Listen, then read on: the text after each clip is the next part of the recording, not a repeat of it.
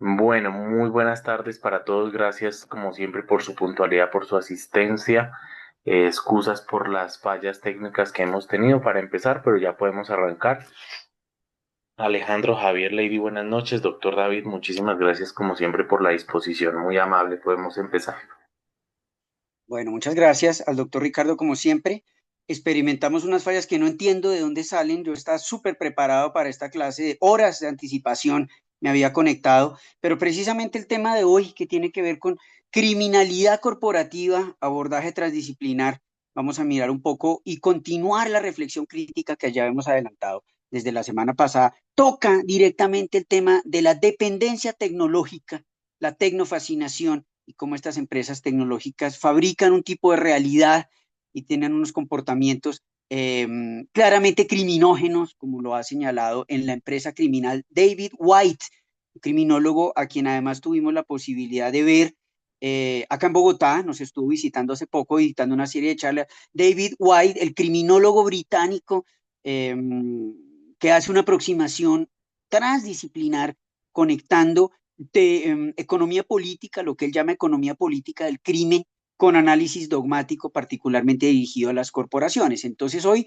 tenemos una sesión bastante interesante revisando ese comportamiento de ciertas empresas. Ya analizamos o empezamos a hablar aquí del caso de OpenAI. OpenAI, la empresa creadora de ChatGPT, líder ahora en este tipo de tecnología.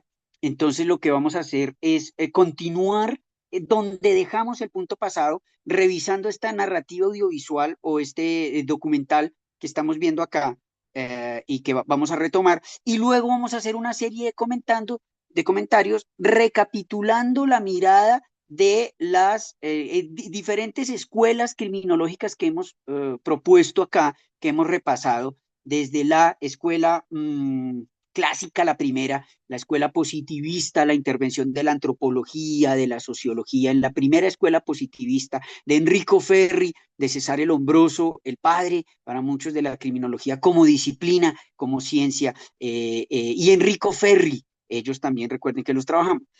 Con posterioridad estuvimos analizando la aproximación sociológica, la sociología criminal, las teorías criminológicas de la estructura social, subculturas criminales y la aproximación de los procesos sociales en la criminalidad. De la mano hemos estado viendo literatura y criminología, recuerden cuando hablamos de crimen y castigo, también arte o cine y criminología con obras pictóricas que nos aproximaron a la dimensión de la criminología visual. Entonces, hoy vamos a retomar, es una sesión de donde estamos recapitulando todas estas nociones. Ahí tenemos, ustedes pueden ver el logo, espero que se esté viendo esto. Eh, y por favor, los que estén escuchándome acá, me pueden escribir en el chat qué interpretación podemos darle una interpretación a esta imagen que tenemos acá, a la imagen de la pantalla con este logo, para arrancar un poco el debate, ver partes del documental, comentar y avanzar hoy en la discusión de la criminología cultural o criminología crítica. Entonces, gracias los que están respondiendo en el chat, los que están participando, muchas gracias siempre. Mm, si pueden, si me están escuchando, yo no estoy viendo aquí muy bien este chat. eh, no sabría aquí cómo, bueno. Por favor, ¿qué interpretación? Veo siete personas conectadas. Revisemos acá. Alejandro Peraza, Javier Eduardo Vargas, Jessica Benavides, Lady Joana Pacheco. Bueno, muy bien. Pueden ir comentando en el chat la interpretación, estamos en la interpretación de este tipo de imágenes desde la criminalidad corporativa y con ok, eh, la aproximación criminológica que hemos intentado. Avancemos entonces y vamos comentando. Pero por favor, sí quiero saber si me están oyendo. Por favor, alguien acá me dice sí o no en el chat, por favor. Sí o no en el chat. No sé si hay un problema aquí en el chat. ¿Se alcanzan a escuchar bien? Teníamos un problema con el micrófono.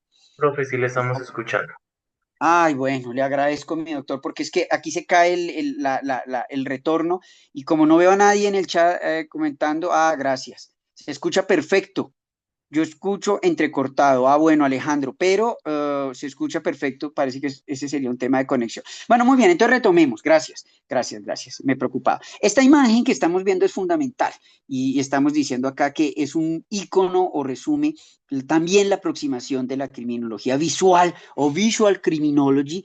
Todas estas corrientes recientes, la literatura se produce en inglés, los discusiones y debates epistemológicos, metodológicos de estas nuevas corrientes criminológicas son en inglés todos, 100%. Entonces, ahí precisamente vemos la importancia del manejo de esta segunda lengua en la aproximación crítica. Entonces, vamos a ir mirando. Nosotros ya habíamos empezado la semana pasada a mirar parte de este documental sobre la empresa que creó ChatGPT, OpenAI, Open Artificial Intelligence.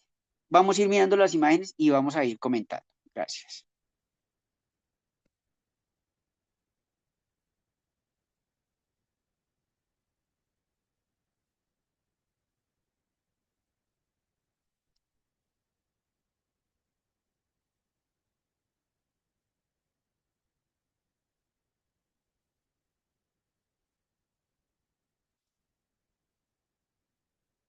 Business, I remember it was quite overwhelming, but Busy makes the process with your state, which is a huge time saver. And Busy can even provide you with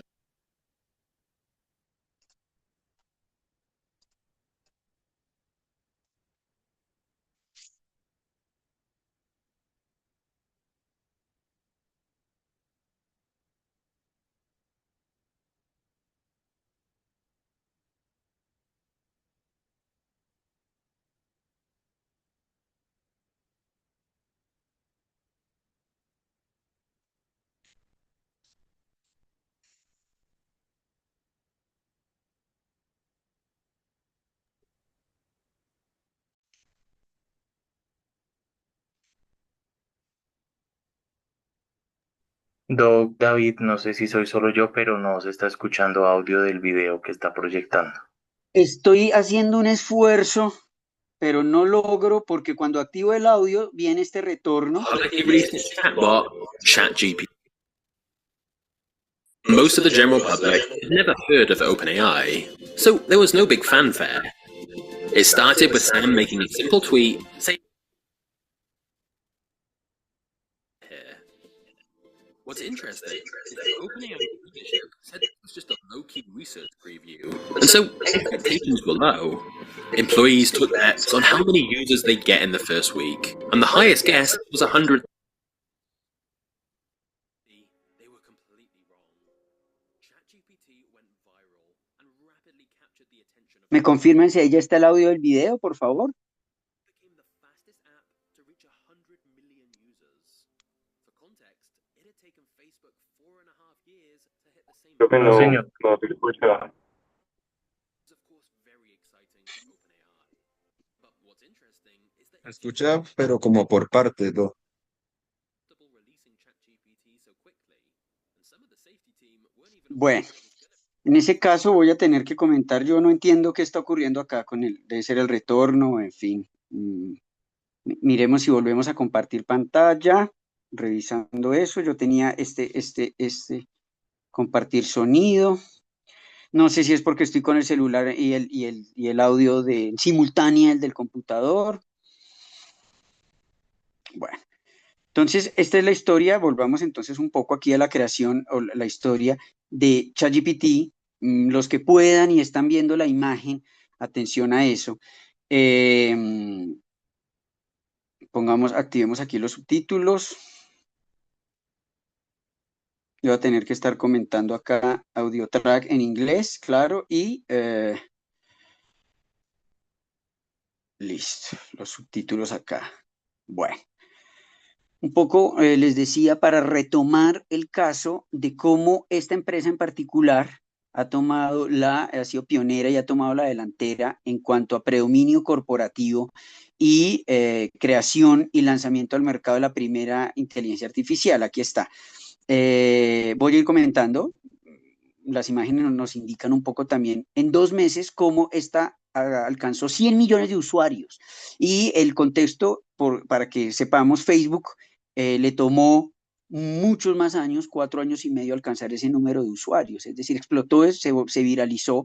Lo que es interesante es cómo la compañía, digamos, a partir de estos escándalos que ya hemos comentado con los empleados, el equipo de seguridad no estaba enterada de el lanzamiento, las pruebas de seguridad sobre ChatGPT, digamos, el departamento que verificaba los temas de seguridad en la empresa, no fueron consultados suficientemente, se aceleró el lanzamiento en el mercado de este producto y, como dice acá, they argue that didn't know how it might be misused by the public. Se desconocía si podría haber un mal uso o consecuencias negativas. Esta tecnología absolutamente novedosa, nunca conocida en la historia de la humanidad, había muchos debates, etcétera. Sin embargo, la empresa privilegió sus intereses. Eso lo vamos a comentar ahora, el análisis criminológico propiamente hablando. La empresa privilegió sus intereses y pasó por encima test de seguridad y lanzó, digamos, estos modelos de lenguaje avanzado al público, digámoslo así, como dice acá, donde había obvious risks, dice acá en inglés, risks, like hacker using it to find vulnerabilities in code, la posibilidad de ser hackeado, los temas de privacidad que son fundamentales, ¿sí? Y sobre todo, people using it to help them commit crime, cómo se puede convertir en un elemento criminógeno y la cibercriminalidad en particular podía dispararse con la llegada de estos modelos de lenguaje, modelos avanzados de lenguaje como ChatGPT. Este modelo que estamos comentando aquí es el inmediatamente anterior al que tenemos ahora. Sencillamente la empresa pensaba que tampoco ellos sabían muy bien cómo se iba a usar, los riesgos generados cuando el público en general empezara a interactuar masivamente con ChatGPT, que es lo que por lo menos desde septiembre, octubre y noviembre del año pasado viene ocurriendo a nivel planetario de manera ya generalizada y masiva. Digamos, un poco capturando aquí esa historia. Además, el equipo reconoció las llamadas alucinaciones de la IA, las alucinaciones. Leamos aquí. The team were aware it made a lot of factual errors, which were dubbed hallucination, los errores de ChatGPT con su comando, su programación para siempre producir información, producir datos, cómo se generaban fake news y cómo se generaba información errónea, equívoca, digamos, con datos factuales que no correspondían. Las llamadas alucinaciones se ha vuelto una expresión común y sin embargo, a pesar de todas estas preocupaciones, ustedes vieron, la respuesta del público fue extremadamente positiva. The response from the public was extremely positive. Casi todo el mundo abrazó esta tecnología de una forma, digamos, masiva. Todo el mundo empezó, digamos, también a utilizar los chatbots que han ido perfeccionándose, ¿sí? Que dejaron de sentirse extremadamente robóticos. Ustedes ven allí con las imágenes cómo el flujo natural de la conversación pasó de ser algo extraño a ser mucho más fluido, etcétera. En las bases de datos a las que podía acceder ChatGPT, aquí nos dice en un par de meses de ser lanzado ChatGPT viene la competencia con Microsoft, ¿no?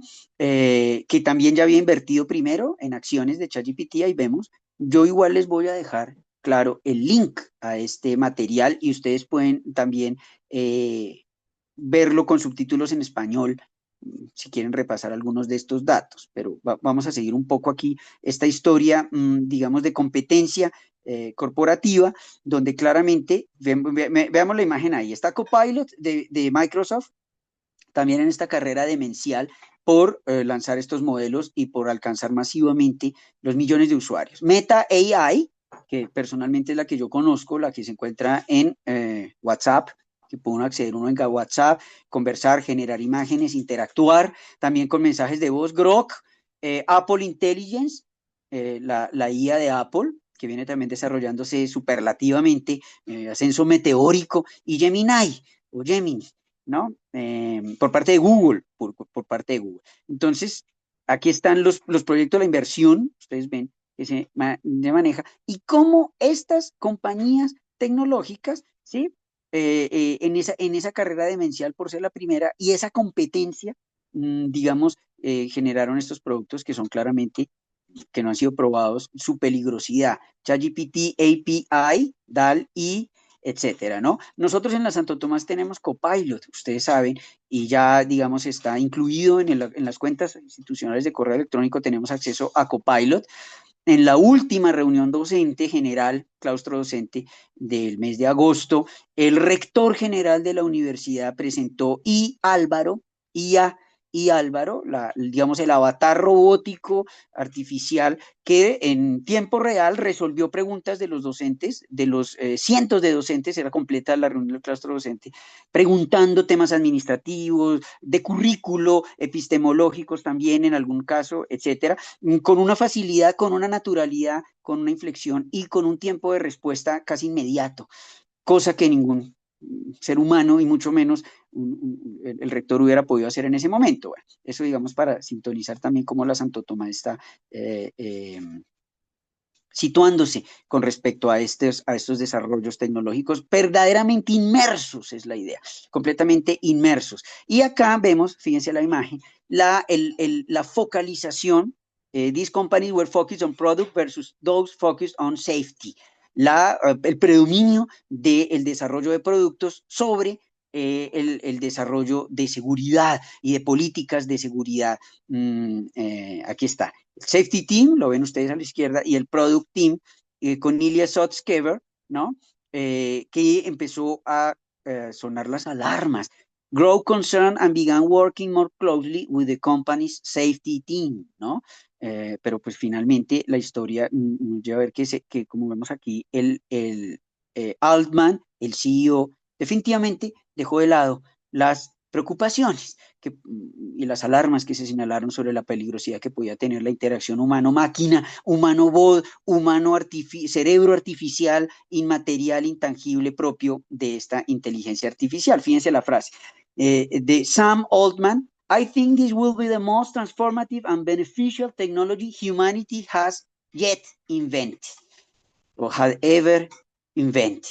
Él cree que es la tecnología más beneficiosa, más transformativa, jamás creada por la humanidad, ¿no? Desde la revolución industrial y la inversión de la máquina de vapor por James Watt a finales del siglo XVIII a ChatGPT, digamos que esa línea de desarrollo tecnológico conoce varios puntos de inflexión, pero para Sam Altman no es la creación de la máquina de vapor, ni tampoco digamos, la creación de tecnologías como el teléfono, el telégrafo, las primeras, la electricidad, la energía atómica, etcétera, sino que justamente, miremos, ahí estamos en ese giro radical, siempre muy optimista, siempre, digamos, vendido por parte de la empresa como algo que va a proteger derechos, que va a generar comodidades, bueno, como vemos allí en las intervenciones, digamos, de los beneficios, pero siempre la empresa, como hablamos de Coca-Cola, no sé si recuerdan el caso de Coca-Cola que ya habíamos mencionado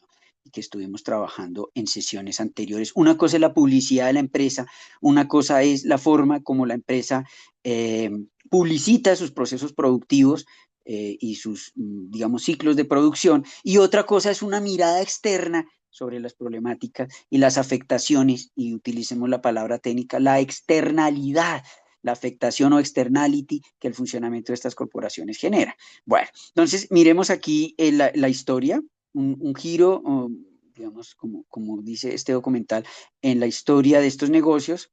Estoy viendo acá un chat, cómo se hace al poder del mercado. Muy bien, gracias Jorge, y gracias por participar, muy bien, exacto.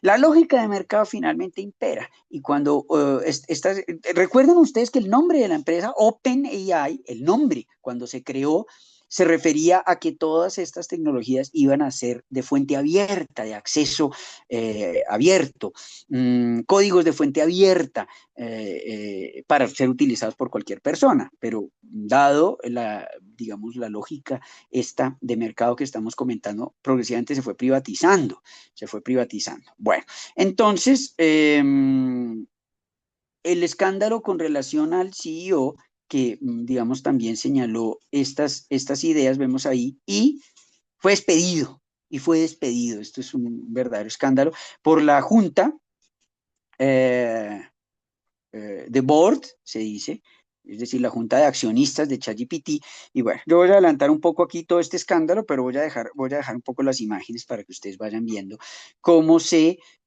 desplegó un juego de poderes donde lo que nos interesa a nosotros son dos cosas.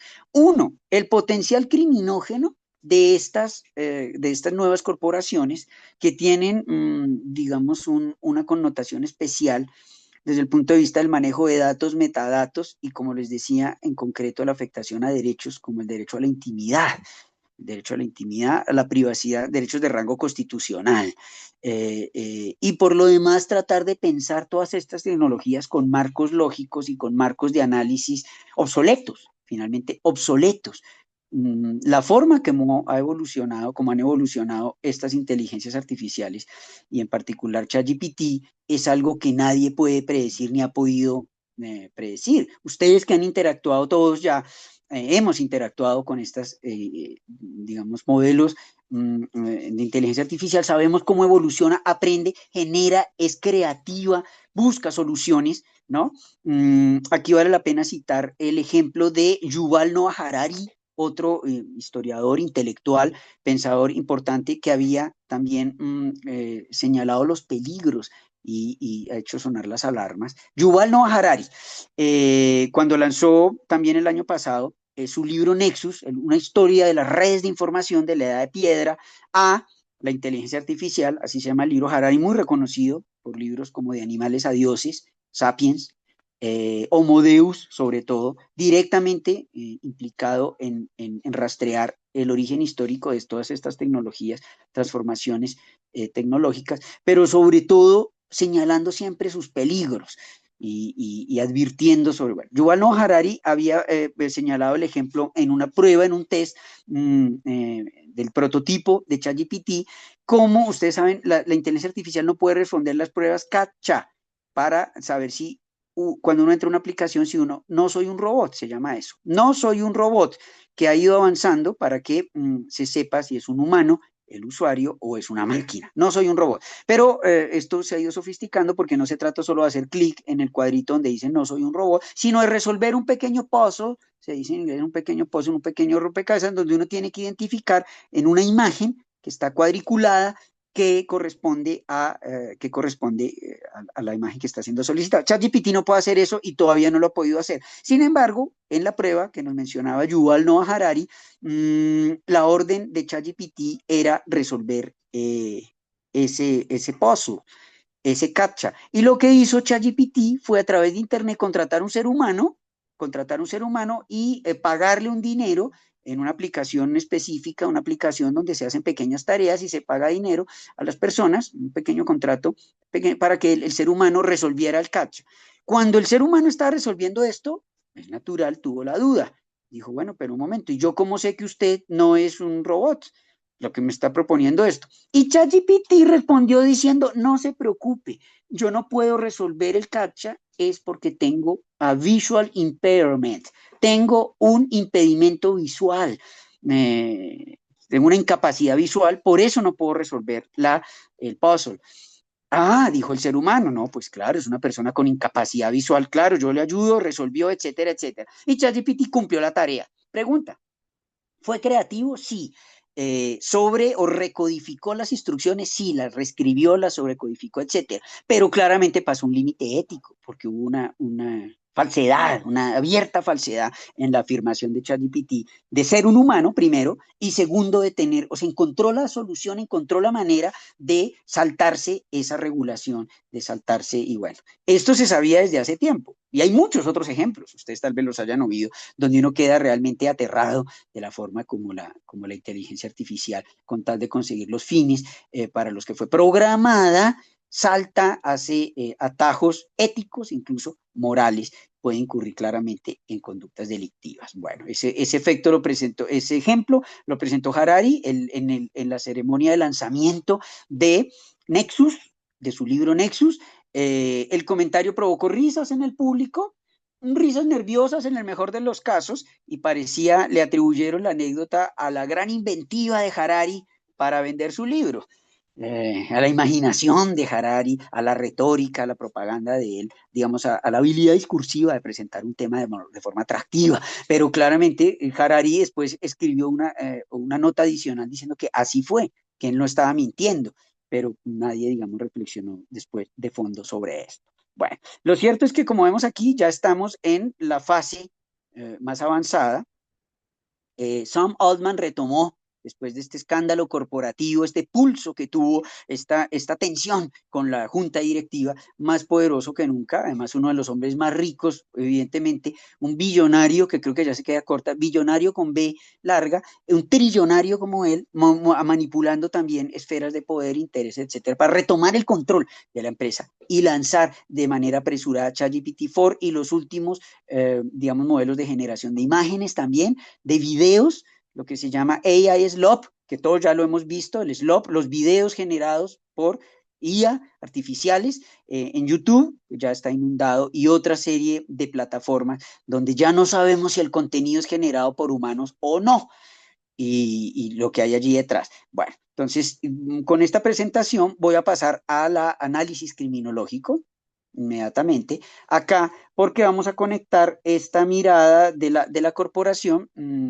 aquí la tengo, con los avances, mejor, con las tesis de la criminología crítica. La criminología crítica. A ver si logro encontrar acá. Yo tenía esto listo. Exacto, aquí está. La Critical Criminology, vamos a comentarla y vamos a entrar a establecer como un diálogo allí, cómo se hace el poder del mercado. Bueno, si alguien quiere comentar lo que piensa de la anécdota de Yuval Noah Harari, el hecho de la forma creativa de ChatGPT para resolver el problema, lo puede hacer, por favor, en el chat. No sé ustedes qué, digámoslo así, qué comentario podría uno hacer desde el punto de vista ético, de defensa de derechos y la presunción de buena fe, de rango constitucional, este tipo de cosas. Bueno, mientras tanto, aquí está, vamos a utilizar esta presentación de la doctora Danielle McCartney, PhD in Criminology, sobre los fundamentos de la llamada critical criminology, que aparece sobre todo después de la década de 70, del finales de los 70 en Inglaterra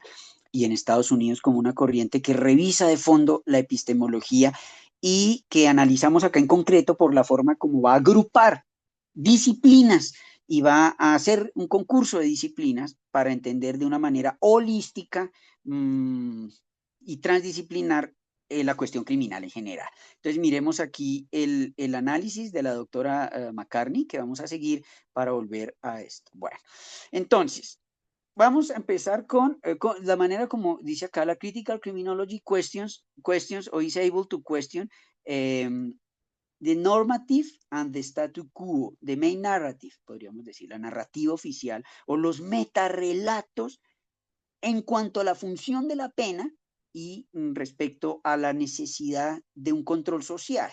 Ojo, particularmente el statu quo. Vamos a ir revisando, digamos, la forma como finalmente, what role does society play in creating deviant or criminal behaviors and people?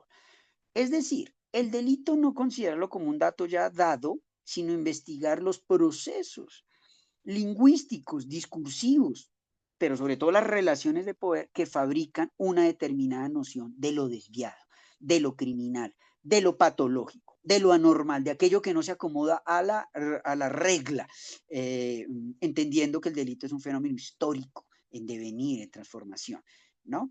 y cómo, de acuerdo a los modelos económicos en particular, se criminaliza conductas que pongan en riesgo la producción y reproducción de ese mismo modelo y de unas determinadas relaciones de producción. Por la terminología ustedes ya intuyen, y muchos acá ya saben, la raigambre marxista que tiene, digamos, esta corriente.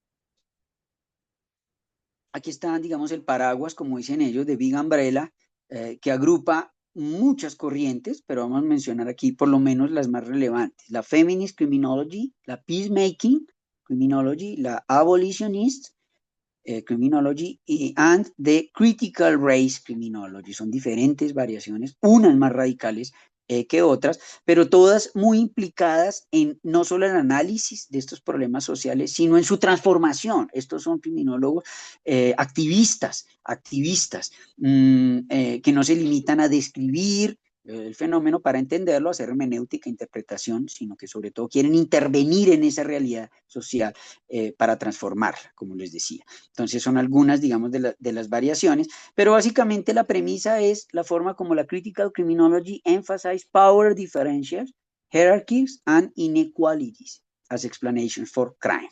Jerarquías, desigualdad, correlaciones, relaciones y correlaciones de poder, asimetría de poder, de tal manera que el criminal es producido discursivamente mediante unas técnicas de etiquetamiento.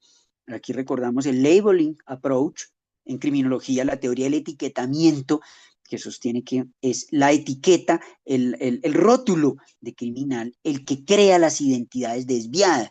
No es que haya una desviación primigenia u ontológicamente a priori, y luego la reacción del sistema penal, sino por el contrario, una, digamos, la selección de ciertas conductas históricamente determinadas como indeseables por la afectación a bienes jurídicos y posteriormente sí la creación de esa identidad desviada, de esa identidad, de esta identidad criminal. Es decir, es un poco el detrás de cámaras del discurso criminológico. Si generalmente estamos acostumbrados a ver la película que está en el Código Penal, la dogmática penal, los diferentes tipos penales agrupados en lesiones de bienes jurídicos, digo el detrás de cámara porque sería cómo se construyen esas imágenes.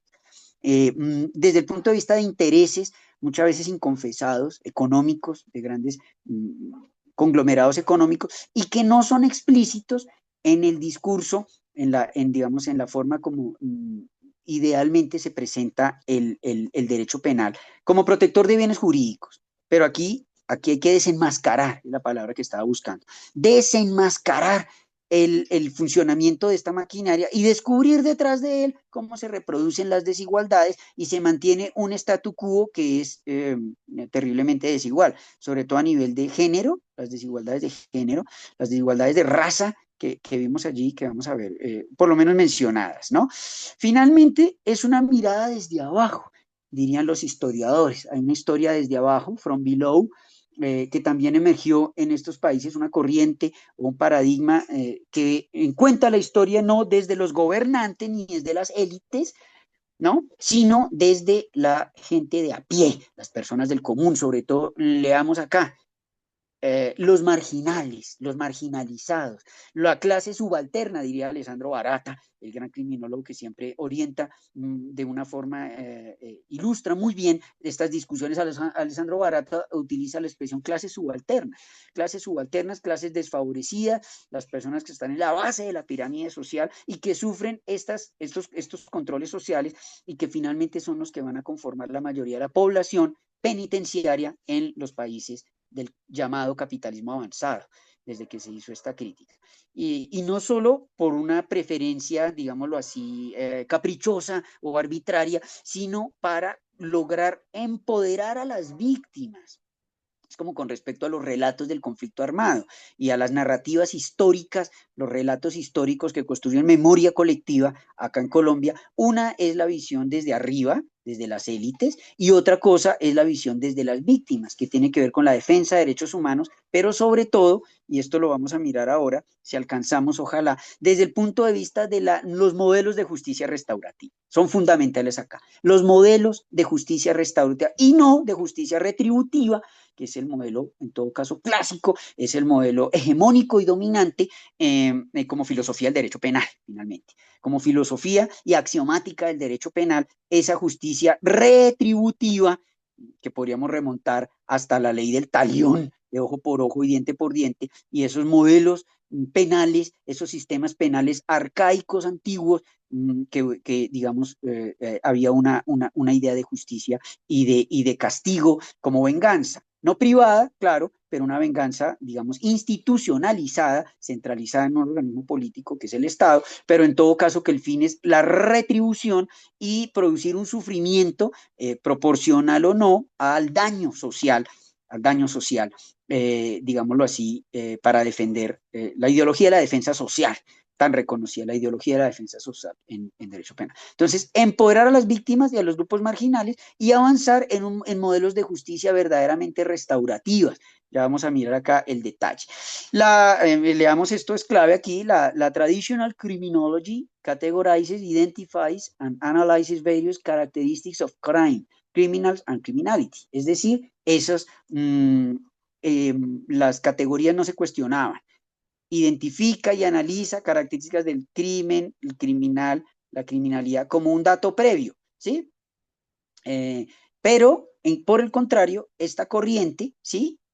Investiga cómo el derecho, theory of law, la teoría de la ley y el derecho, law, psychiatry, la psiquiatría, and medicine también, hay discursos aquí biologicistas como el de Cesare Lombroso, ustedes lo saben, de la antropología clínica y de la medicina. ¿Cómo crean? ¿De qué manera? ¿Desde qué coordenadas crean y definen esa desviación? Esa desviación, ¿no? Entonces, finalmente, en esta primera parte, la critical criminology explicitly challenges the taken for granted definition of crime of the violence. Se trata de un desafío y se trata, diríamos con Jacques Derrida, de una desconstrucción, un desensamblaje y reensamblaje analítico, crítico de esa epistemología, de esas premisas, de esas ideas preconcebidas, podríamos decir casi del ADN a nivel paradigmático de premisas que orientan las funciones del sistema penal en general. Taken for granted es una expresión inglesa del idioma inglés, la realidad dada por descontada, ¿no? Otro sociólogo clave del siglo XX, Pierre Bourdieu, había hablado de cómo se naturalizan ciertas normas sociales, valores sociales, unos por la vía jurídica y otros por las vías de normas sociales, de códigos morales, en lo que él denominó el habitus, una expresión latina, para hablar de esquemas de pensamiento, percepción y acción que guían nuestra comprensión del mundo a nivel precognitivo. Atención a eso, precognitivo, no es consciente, es como un mapa mental, son los esquemas precognitivos que nos hacen calificar y interpretar una conducta como normal o como desviada. Entonces, se trata de desnaturar esas nociones. Y finalmente, cuestionar, digamos, todas esas definiciones, siempre atentos a un contexto histórico específico. Por eso hemos hecho tanto énfasis hoy en ChatGPT, en esta transformación nueva de esta empresa y de otras empresas tecnológicas. Cuando hemos hablado acá del paso del panóptico clásico, el panóptico de Jeremy Bentham, al panóptico digital. Lo que pasa es que nadie se imaginó que tan pronto que íbamos a estar con la inteligencia artificial, los usos de la inteligencia artificial hoy en día, la IA, pero hace parte de ese panóptico digital, de esos modelos de vigilancia, control, disciplinamiento, decía Foucault, de construcción de sujetos dóciles, construcción de sujetos sometidos, y las identidades, digamos, creadas y recreadas desde estas matrices de poder, dominación, matrices de poder y dominación que tienen un carácter geopolítico, ¿no? Son grandes narrativas geopolíticas. Bueno, entonces, es decir, sacar del plano del deber ser al sistema de justicia penal y llevarlo al plano del ser, cómo realmente operan y cómo cierto tipo de delitos estimulan la cohesión social. Recuerden clases pasadas donde habíamos hablado de la escuela sociológica, Emile Durkheim primero, después Robert Merton con sus tipologías en el siglo XX, hablando cómo el delito era una conducta normal y que afianzaba los valores sociales siempre que estuviera dentro de un límite dado. Cuando ese límite se rebasaba, los crímenes pasaban o traspasan el umbral de la anomia, y ya, pues eso sí podía poner en peligro, digamos, la coherencia misma del sistema. Entonces, nociones claves acá: inclusión social como tal, igualdad, igualdad material y respeto por los derechos humanos. Igualdad material, atención, derechos en sentido material, ¿no? No en la formulación abstracta y formal de los discursos de justificación del derecho y del derecho penal. Bueno, entonces, aquí viene cómo el lenguaje enmascara relaciones de poder y el uso del lenguaje crea la realidad, una realidad, digamos, performativamente fabricada.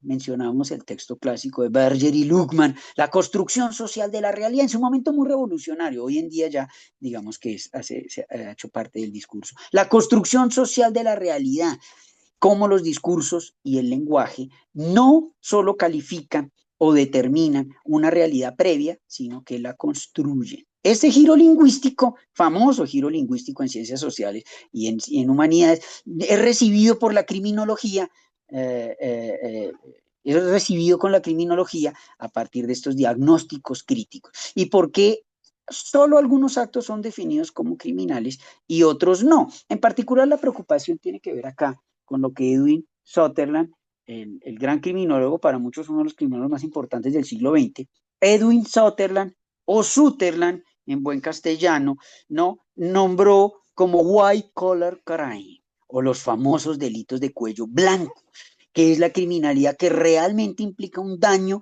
la noción de daño social, que se opone a los pequeños delitos y a los delitos contra la propiedad, como son protegidos en el Código Penal, como están tipificados, es la palabra, están tipificados, agrupados y sistematizados en el Código, no.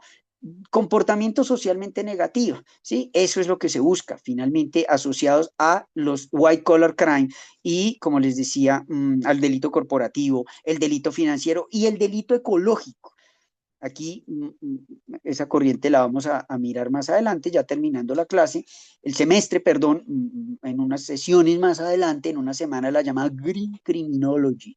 Green Criminology o criminología verde, que creó la noción de delitos ambientales, que para los cuales cualquier otra noción, digamos, de dañosidad social palidece frente a los daños ambientales y a las afectaciones a los ecosistemas que afectan no solo a los seres humanos. En la Green Criminology hay un desposicionamiento del antropocentrismo que rige y que ha seguido rigiendo el discurso criminológico global. No es solo el ser humano el que se encuentra afectado, sino todas las formas de vida. No es antropocéntrico, unos hablan de ecocentrismo, es una noción mucho más interesante. Está centrado en el ecosistema mismo y la forma como esos ecosistemas interactúan y pueden llegar a afectar a la vida en general sobre el planeta. Bueno, why are some people considered criminal and not others? ¿Qué hay detrás de esa, de la, digamos, de la aplicación de esa etiqueta y qué le da fuerza de realidad? Miremos esa palabra, o fuerza de verdad, digámoslo así.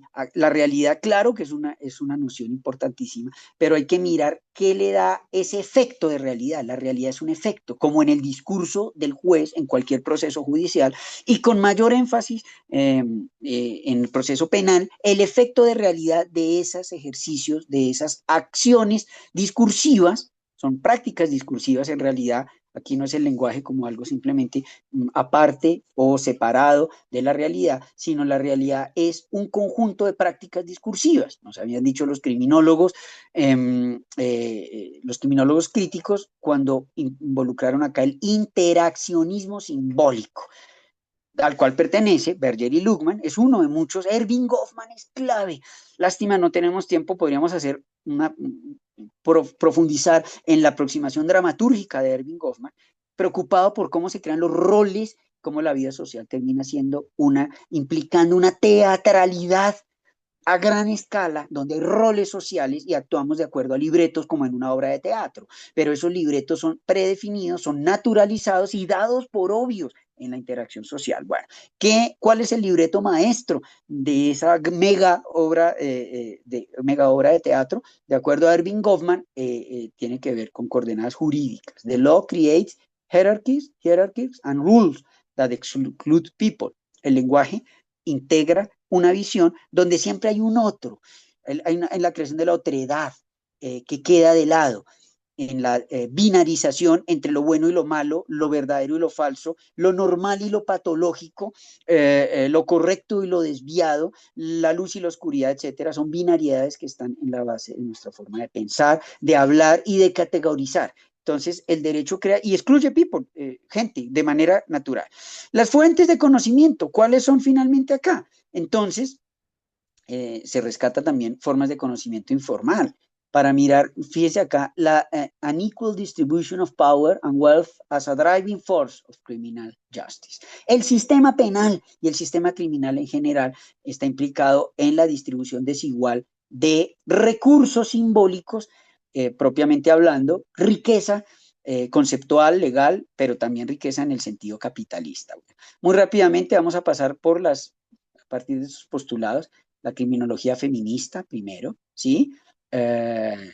Desconstruyendo ese patriarcado o androcentrismo, dirían algunos. Pierre Bourdieu tiene un trabajo sobre el orden androcéntrico, andro significando hombre, y la naturalización a nivel profundo, a nivel de hábitus, lo acabamos de decir de hábitus, a nivel epistemológico, a nivel de lo dado por descontado, de esas jerarquías, de esas relaciones y de la desigualdad de género. La pregunta aquí sería, why does traditional criminology ignore or marginalize women's victimization? La victimización de las mujeres, ¿por qué se marginaliza, se ignora, se invisibiliza por parte de la criminología tradicional? Bueno, la peacemaking criminology es muy clave para contextos como el nuestro, de conflicto armado, interno, etcétera, ¿no? Aquí ya podemos desarrollar los principios de la llamada justicia restaurativa, que resulta bien interesante de oponer la apuesta por una justicia restaurativa, donde lo importante no es causar un sufrimiento como objetivo central, un sufrimiento medido, pasado por el sistema penal y medido en tiempo de reclusión y de privación de la libertad, ¿sí? Finalmente, dice acá la Peacemaking Criminology, the criminal justice system systematically creates two classes of people. De manera sistemática recrea, digamos, ¿no? Los criminales y los no criminales, donde la mayoría de la población se adscribe de manera espontánea a las personas que no delinquen. No sé si se acuerdan cuando hablábamos del psicoanálisis, en nuestras primeras sesiones.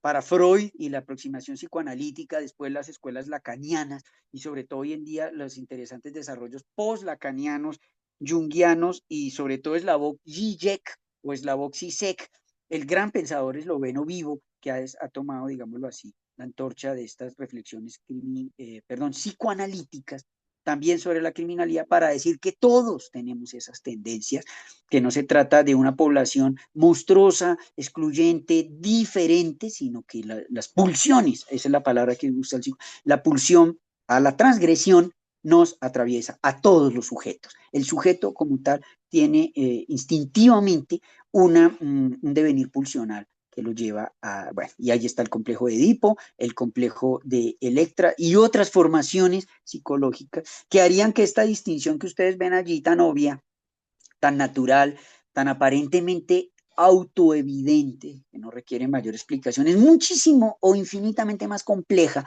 a nivel de la estructura psíquica, particularmente cuando el aparato psíquico está compuesto no solo por el yo, sino por el ello, que es lo interesante, y el super yo, que son instancias que van más allá del control racional, del control de la voluntad del sujeto. Bueno, criminales y no criminales, la cosa no es ni de lejos tan sencilla, ¿sí? Aquí se aboga más por políticas sociales en vez de políticas penales.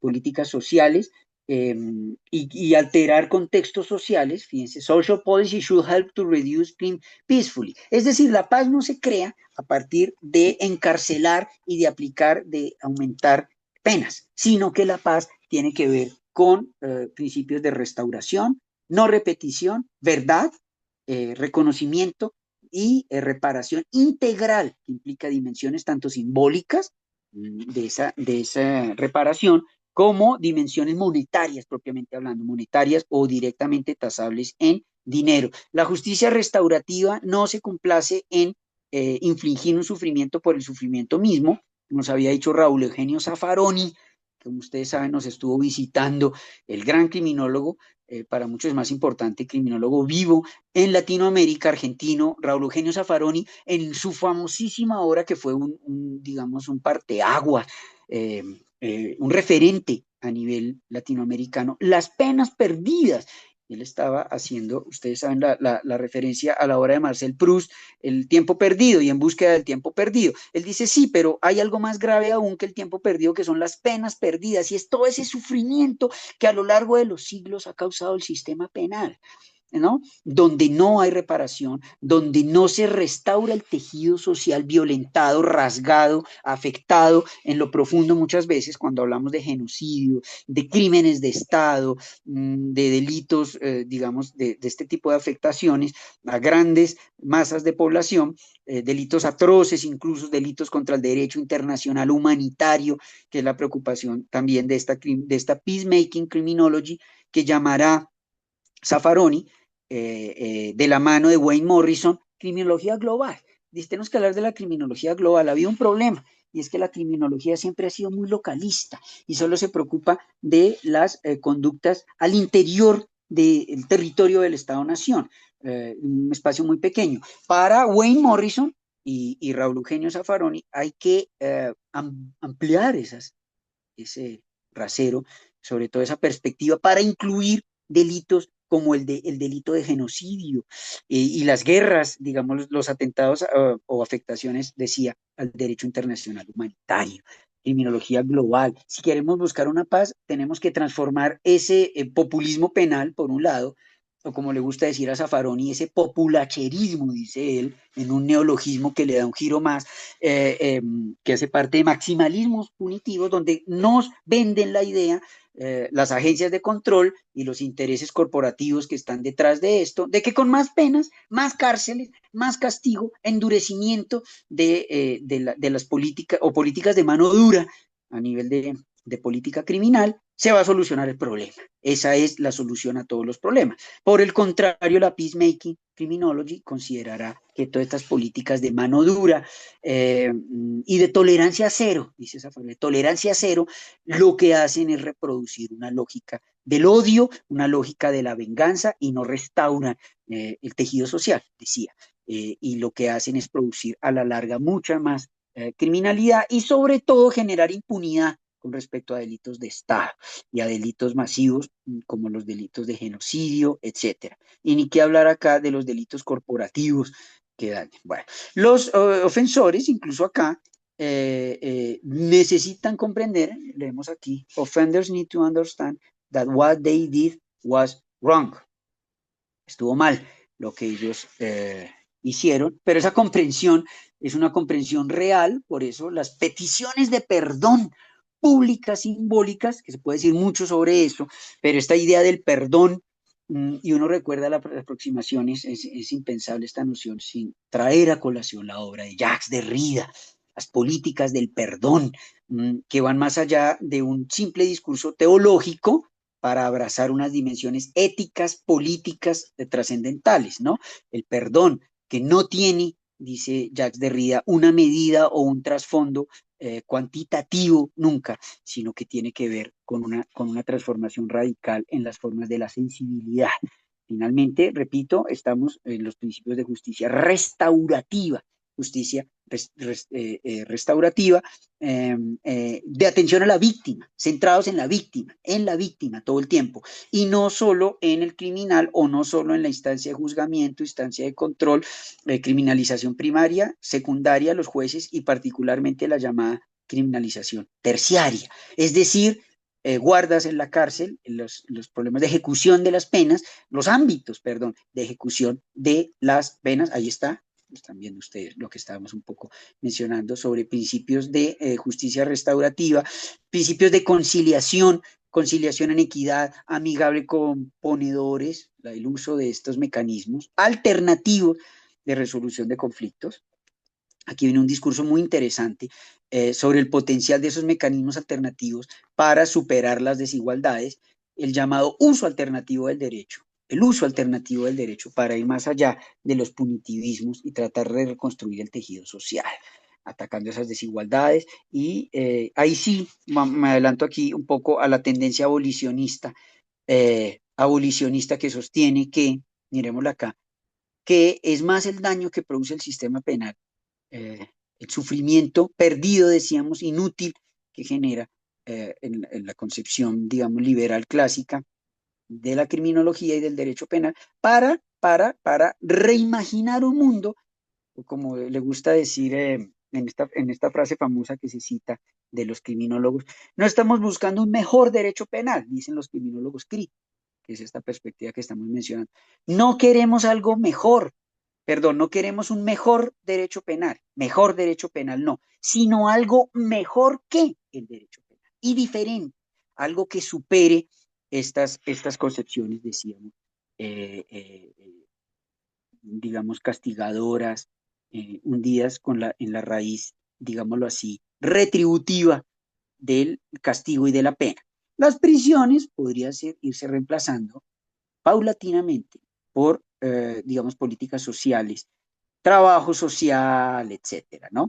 Miren, esta frase puede resumir lo que hemos dicho hasta ahora. The criminal justice system is a social problem. El problema es cómo funciona el sistema de justicia criminal, produciendo y reproduciendo esa criminalidad. El llamado Prison Industrial Complex. Prison Industrial Complex, señalan estos criminólogos acá, que viene de esta frase famosa que habría dicho después de la Segunda Guerra Mundial el presidente Eisenhower en Estados Unidos. En su momento él habló de un Military Industrial Complex, en un discurso famoso, un discurso trascendental geopolítico, Military Industrial Complex, y es como las industrias y está asociado con intereses militares con ánimo de lucro que producen y reproducen la lógica de guerra, la lógica de guerra. Aquí sería un Prison Industrial Complex para hablar de los intereses económicos, de la privatización de las cárceles, la privatización y la creación de empresas privadas que construyen centros de reclusión, etcétera, y están interesadas naturalmente en una población carcelaria, en el incremento exponencial de población carcelaria, porque allá hay ganancias, hay dinero que ganar. Profit se dice en inglés, profit, ganancias. Bueno, muy bien. Estas serían, digamos, nos quedaría por hablar de la Critical Race Theory, muy fuerte, sobre todo en Estados Unidos, movimiento como el Black Lives Matter, como the race is a social construct used to oppress and exploit people of color, a los afroamericanos, ¿no? Black Lives Matter. La ley se usa aquí, used to maintain social, economic and political inequalities. Se produce y se reproducen sobre todo las desigualdades de raza y se generan particularmente notorias en discursos como el del actual presidente Donald Trump con relación a los inmigrantes y el papel de los inmigrantes, la criminalización de la migración como tal en estas visiones. Entonces, finalmente, que hay unas conclusiones provisionales, tenemos que cambiar nuestro vocabulario, nuestra terminología ligadas a formas de comprensión, que aquí dijimos que eran esquemas de pensamiento, percepción, acción, formas de comprensión, formas de entendimiento, recursos hermenéuticos y motivaciones para el comportamiento criminal, ¿no? The beliefs we have about effective crime control methods, métodos de control social, la fuerza, digamos, y el efecto de realidad que se le da a políticas criminales maximalistas, punitivistas, que niegan derechos humanos, ¿sí? Donde se construye, fíjense acá las palabras tan fuertes y explícitas que se señalan allí, racism, sexism, classism and heterosexism. Se construyen y se fortalecen estos contextos de exclusión, ¿no? se considera que hay que, digamos, superar entonces esas desigualdades sociales y buscar transformaciones sociales, ¿sí? Ya que estos conceptos, como estamos viendo acá, son inequidades estructurales. Atención, no coyunturales que obedezcan a un cierto momento, sino que la desigualdad y la inequidad es estructural y está en la génesis misma del Estado de Derecho y de la concepción de una justicia criminal. Ya hemos dicho esto. Bueno, estas son como ideas muy generales y un resumen, se pueden presentar más. Yo al final también les puedo dejar el link a este excelente resumen que revisa las foundations, fíjense aquí, ideological, tanto en el plano ideológico como política, esas presunciones, digamos, presunciones, sobre las cuales the crime is defined, enforced, processed, and responded to, ¿no? Fundamentos, presunciones ideológico-políticas, a través de las cuales el crimen, uno, se define, decíamos, criminalización primaria, enforced, se hace cumplir, se ejecutan políticas criminales concretas, específicas, políticas, por ejemplo, de guerra contra la droga, o de guerra contra el terrorismo, o de cero tolerancia al terrorismo, etcétera, ¿no? Defined, enforced, processed, a nivel de proceso judicial, and responded to, la respuesta de las Fuerzas Armadas y de policía que hacen frente a esto. Bueno, aquí está un poco el resumen de esta corriente. Bien, y ahora sí, si les parece, con estas ideas podemos volver un poco a la aproximación crítica que estábamos haciendo, a ese predominio corporativo, ya habiendo, digámoslo así, presentado el resumen de lo que sería la criminología crítica.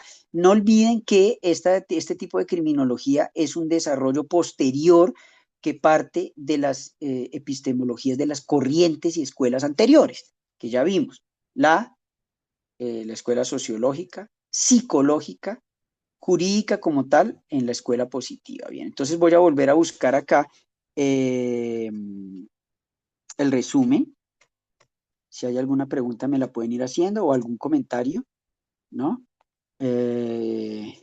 Sobre finalmente este giro criminológico que tuvo sobre todo un énfasis en los años 70 y 80, pero que hoy en día ha sido sustituido por otras formas de aproximación, bueno, menos crítica. Y esa es un poco la denuncia que hemos visto que anima. Aquí está. Ya lo encontré. Este es el resumen. Nuevamente compartimos pantalla. Atención. Aquí está. Pero esta es la visión de Brandon Sullivan, el criminólogo de la Universidad de Michigan que hemos seguido, quienes le damos el crédito, quien elabora este material pedagógico, ¿no? Bueno, vamos a ver acá entonces, haciendo la conexión de esta perspectiva, que es una perspectiva basada en la teoría del conflicto. ¿Qué tipo de conflicto y cómo se analiza el conflicto? El conflicto, vemos acá como algo, como un inherent social conflict between interests of competing groups, ¿sí? La famosa lucha de clases, si se respetara y se mantuviera esa terminología marxista, pero también el control social exerted to maintain status quo, serve interest to those with power, ¿no? El mantenimiento, producción y reproducción del status quo. Entonces, miremos las bases de estas teorías críticas. Primero, todas estas teorías se basan en la perspectiva conflictual, diríamos. Segundo, hay diferentes lentes, diferentes perspectivas que alteran presuposiciones obvias. Recuerden a Alessandro Barata, decíamos, cuando él caracterizaba la ideología de la defensa social, como la ideología de base de las aproximaciones criminológicas anteriores a la criminología crítica. ¿Y por qué? Repetimos, why certain actions are considered criminal, ¿no? Estas son. Bueno, crime is rooted in social, economic, and political disparities among different groups in society in conflict or struggle for power control. La perspectiva conflictiva es absolutamente clave, porque sostiene que esas, digamos, tensiones son ineliminables y dinamizan, generan una dinámica social donde hay el derecho y el derecho penal en concreto es un campo de lucha. El derecho penal no es que recoja nociones obvias ni naturales, sino que se constituye en un campo de lucha de intereses diversos. Aquí se recogen algunas imágenes, ojo con esto, ¿no? En la esquina superior izquierda, Martin Luther King, todas estas luchas sociales de los años 60 y 70, la lucha por libertades sociales, políticas en Estados Unidos. Fíjense, es interesante, en la esquina inferior izquierda ustedes pueden analizar además las marchas antiguerra. eh, eh, Estamos en el contexto de la contracultura hippie, ¿no? El uso masivo de ciertas sustancias, la contracultura hippie como un cuestionamiento radical a los guerrerismos y particularmente la intervención militar de Estados Unidos en Vietnam. Dice, we won't fight another rich man's war, la consigna que está al frente de esta marcha y que sostiene estos demonstrators, se dice en inglés, demonstration, es decir, los que protestan. No pelearemos otra pelea de los hombres blancos, ricos, oligarcas, que finalmente, digamos, está determinada por los intereses de ellos y no por los de todas estas personas que ustedes ven son latinos, afroamericanos, que además estaban siendo seriamente excluidos en su propio país, en Estados Unidos, seriamente excluidos, ¿no? Segregación racial, apartheid, segregación racial, etcétera, y sin embargo eran usados como carnes de cañón para defender un Estado que los desconocía, para defender los intereses de Estado, la seguridad y la política de un Estado que los desconoce, que sistemáticamente vulnera sus derechos, los excluye, etcétera, pero lo reconoce solamente para que vayan a guerrear y a alistarse en la milicia. Entonces, estos movimientos fueron alcanzando cada vez más relieve, creciendo en proporción y alimentan esta mirada a la que me voy. En el centro, ustedes ven por las pancartas quiénes son o qué ámbito de población es la que está protestando. Women Unite for Women's Liberation, la profundización y creación como tal de la palabra feminista y los feminismos, hasta llegar a los feminismos radicales. Sabemos que la lucha por la igualdad de género tiene un antecedente importantísimo desde comienzos del siglo XX en las sufragistas, mujeres que lucharon muchas veces directamente, es decir, perdieron la vida en luchas por la igualdad política de la mujer, el derecho al voto, algo tan que nos parece ahora tan obvio, pero que no fue obvio y que determinó una serie de luchas, las terminologías de la primera ola, de la primera generación, y aquí las vemos a ellas luchando contra esa, digamos, discriminación. Esquina superior derecha, la violencia racial, particularmente en Estados Unidos, y también en la esquina inferior derecha. Participación política, finalmente. Nada de esto debería ser tan revolucionario en una constitución.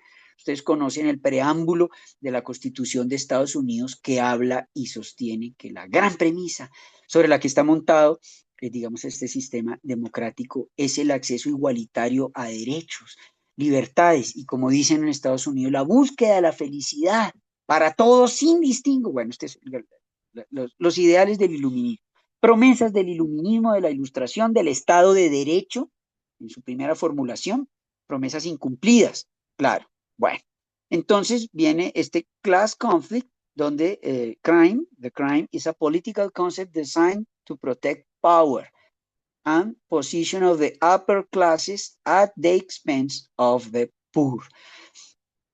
En otras palabras, es el derecho penal un subsistema de protección casi que inmunológica. Uno recuerda a Espósito, el filósofo italiano, con influencia de Giorgio Agamben, hablando de sistemas de inmunidad, cómo se protege un sistemas de inmunidad, haciendo el parangón, la metaforización con los sistemas de inmunidad social, para evitar que ciertos elementos considerados patógenos, ¿no? Generen una reacción autoinmune y rompan la estabilidad del sistema. Esa aproximación inmunológica de estos filósofos italianos es finalmente la que está allí diciéndose. enunciándose, proclamándose, es el derecho penal. Finalmente, una rueda dentada más, una pieza en ese mecanismo que mantiene y que sigue manteniendo hoy unas relaciones de dominación y de explotación, por lo menos en esa terminología, de unas élites a costa de una mayoría, bueno, de una mayoría desprotegida, vulnerabilizada. Fíjense, aquí está un esquema que ya involucra, ustedes ven aquí, el White Collar Crime, WCC son las iniciales, WCC. Este es un trabajo de 2020, está basado en un trabajo más reciente, titulado Corporate and White Collar Prosecutions at All Time Lows.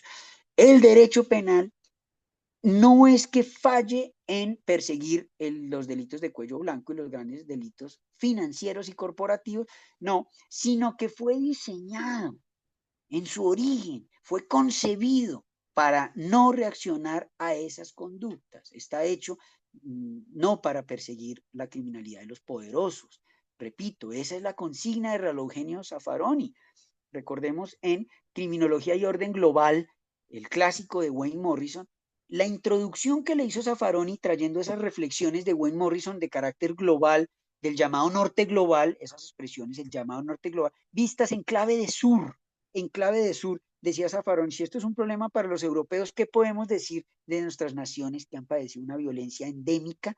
¿Sí? Una violencia endémica y una exclusión a nivel de geopolíticas y geopolíticas del conocimiento. Atención a eso. Aquí la criminología global, dice Zaffaroni, se ocupa de diagnosticar las geopolíticas de conocimiento y la construcción de identidades subalternas. El latinoamericano como un sujeto peligroso en fenómenos de migración masiva. Piensen en Donald Trump, particularmente ahora en su segundo mandato, ¿no? La criminalización, la ilegalización de la migración, de los inmigrantes como tales, como tales. Entonces son unas denuncias, digamos, tienen un carácter militante estos discursos de Raúl Eugenio Zaffaroni. ¿Por qué? Está el delito callejero, street crime, poor, de los pobres, dice allí, el delito de la clase media, ¿no? Que podemos decir es un pequeño delito de cuello blanco, pero sobre todo la criminalidad wealthy, asociada a la riqueza y a la reproducción de la riqueza. Esto es bien interesante porque fíjense, si recordamos como en clases anteriores hemos señalado que se quiebra esta idea de que hay una motivación económica en las clases marginales para delinquir por el pobre acceso a recursos simbólicos y a recursos en general, a capital. Decía Robert Merton, pensemos siempre en Merton, ¿no? El criminal es alguien que innova, se salta a los medios institucionales para el logro de metas sociales, ¿sí? Pero porque carece de ellos, ¿no? Carece de ellos. Pero ¿qué decimos de la clase corporativa adinerada, muy adinerada, que tiene todos estos recursos simbólicos y sin embargo comete conductas criminales? Esa es la gran paradoja. Bueno, ¿qué ocurre con la criminalidad de los poderosos? Por ejemplo, miren la diferencia. En la columna de la derecha está el crimen, incluso la misma conducta cometida por una persona de clase vulnerable, de clase baja, lower class. Se etiqueta a las personas como delinquent, thug, menace, super predator, son palabras que se usan, ¿no? Digamos, ampones, podríamos traducir el AMPA y los ampones, se considera a estas personas como una amenaza, delincuentes natos prácticamente, predadores, superpredadores sexuales, etc. Es decir, se estigmatiza, esa palabra es fundamental, y se sobreestigmatiza a esta clase social. En la columna a la izquierda miremos, ¿no? La misma conducta cometida por una persona de media y clase alta, they are just acting up. Se trató de una reacción natural, boys will be boys, son los muchachos, siempre son así, y esta palabra que ha ido tomando fuerza, afluencia, que son los delitos de los poderosos. Piensen en Colmenares, el archifamoso caso, demasiado famoso, archifamoso caso de Colmenares acá en Bogotá, en el parque, cometido en el parque de la calle 87, carrera 15, zona al norte de Bogotá, el asesinato de Colmenares y todo lo que generó alrededor de quienes cometieron ese crimen, si hubieran sido muchachos o personas de clase baja o de otra de una ascripción social diferente, ¿no? ¿Cómo reacciona el sistema penal cuando la persona pertenece a una u otra clase social? Avancemos acá. la aproximación de la teoría marxista clásica del conflicto entre el capital, the owners of means of production, and labor workers, ¿no? Propiamente la clase trabajadora, el proletariado y el lumpenproletariado, todas estas categorías marxistas que hoy en día, digamos, por lo menos en discursos tan sofisticados y recientes como, repito, los del esloveno Slavoj Žižek, retomando Žižek, es como se escribe con Z, en esloveno se pronuncia Žižek, Slavoj Žižek. Son pensadores que retoman estas ideas, no para hablar o para, digamos, de respuestas de revolución clásica o ligadas a experiencias de socialismo real, no, sino para repensar el utilaje, las herramientas, la caja de herramientas conceptual hoy en día para producir pensamiento crítico. Finalmente, el conflict ends, dice, when working class violently overthrows the ruling elite and institutes new economic system. Bueno, aproximación clásica de la destrucción del sistema capitalista por parte de la dictadura del proletariado, la abolición de la propiedad privada, la nacionalización de las empresas, la abolición del derecho de herencia, todas las promesas, pero sobre todo el programa de documentos como el manifiesto del Partido Comunista. Entonces, ¿qué tiene que ver esto con nuestro derecho penal y con la aproximación de la criminología crítica? La apropiación que se hizo en los años 70, fíjese, en este libro, aquí resumido en esta diapositiva, Crime, Control in Capitalist Society. Crimen y control en la sociedad capitalista, por parte de R. Queeny en el 75. Rechazando la idea de la revolución violenta, sí. No, revolución no. Y menos revolución de corte bolchevique, con la experiencia, digamos, monstruosa de la dictadura y de los genocidios, de los totalitarismos stalinistas y post-stalinistas, no, pero sí entendiendo que, como dice acá en inglés, the law represents interest of powerful elite class, of the powerful elite class against everyone else. La ley sigue representando intereses de élites poderosas. Eso lo vemos más que nunca aquí hablando de delito corporativo. Segundo, the crime results from competitions for resources and power. Entonces, el crimen no es un comportamiento inherentemente negativo, ontológicamente malo, que busca el daño, sino que resulta de ese conflicto, de esa competencia por recursos simbólicos, recursos económicos, recursos de diferente naturaleza. Entonces, el CGS, el Crime Justice System, CGS, abreviado aquí, CGS, la sigla, el sistema de justicia penal está designado para reprimir y controlar y no para respetar derechos o garantizar derechos y mucho menos para redistribuir la riqueza, todo lo contrario. El derecho penal sería, en esta aproximación de Queeny, que estamos resumiendo acá, un mecanismo más de concentración de la riqueza y evitar cualquier mínima transformación del sistema de privilegios que tiene a la clase, a los dueños de los medios de producción, digamos, en el pináculo de la pirámide social. Bueno, vienen las críticas, claro, importante tenerlas en cuenta acá, inherentes, sosteniendo que no es una teoría falseable empíricamente, es decir, científica, sino es más una ideología, el carácter ideológico habría que ver. Claro, es justamente toda la criminología ha tratado de mostrar el carácter ideológico del derecho penal. Al negarse explícitamente que responde a una ideología, se descubre que sí hay una ideología, también en su crítica. Segundo, ustedes ven acá, not testable. Es muy difícil probar y hacer pruebas como tal, digámoslo así, experimentos sociales para probar la veracidad de estas premisas.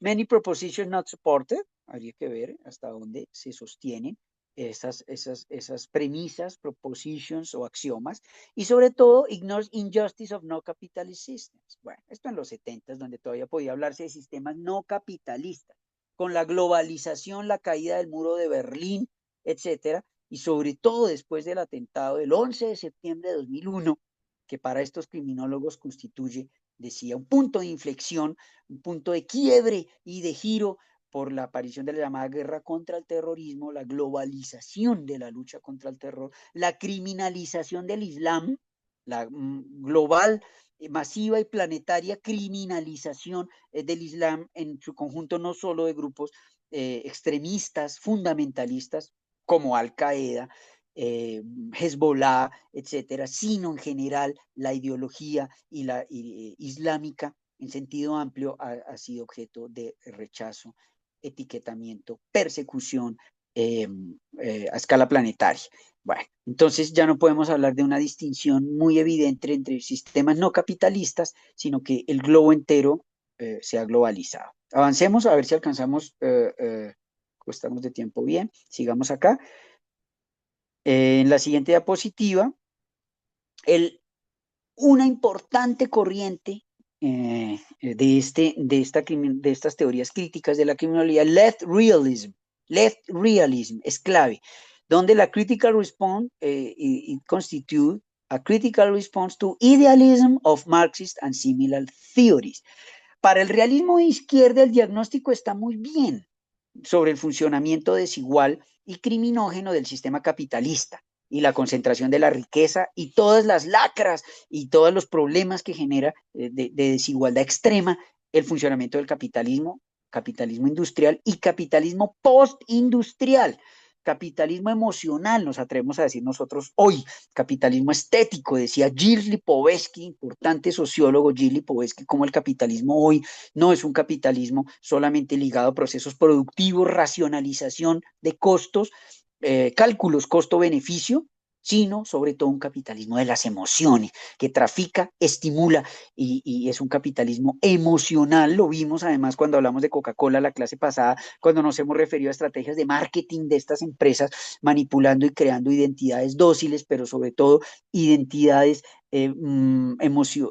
pasionalmente proclives al hiperconsumismo contemporáneo. Pasionalmente proclives al hiperconsumismo en todos los ámbitos, ¿no?